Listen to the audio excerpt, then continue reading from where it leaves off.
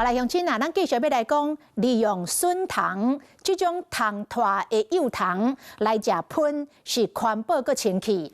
南投一级镇公所为110年就开始试这个笋糖，到达将近5年的时间，有真好的成果。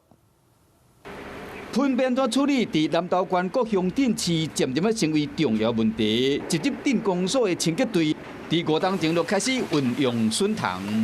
糖会当搁再利用吼，买当起鸡啦吼，啊买当做补肥料。黑水虻其实还是算低成本的，自然天然的厨余机。用笋糖处理喷，员讲是小兵立大功，环保佮清气。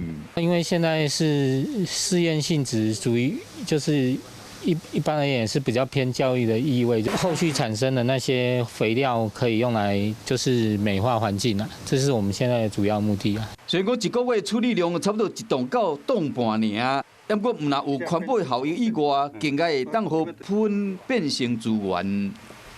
Hello， 我是张新文。想要抢先掌握最及时的新闻资讯吗？赶快订阅、按赞、开启小铃铛，锁定华视新闻 YouTube 频道。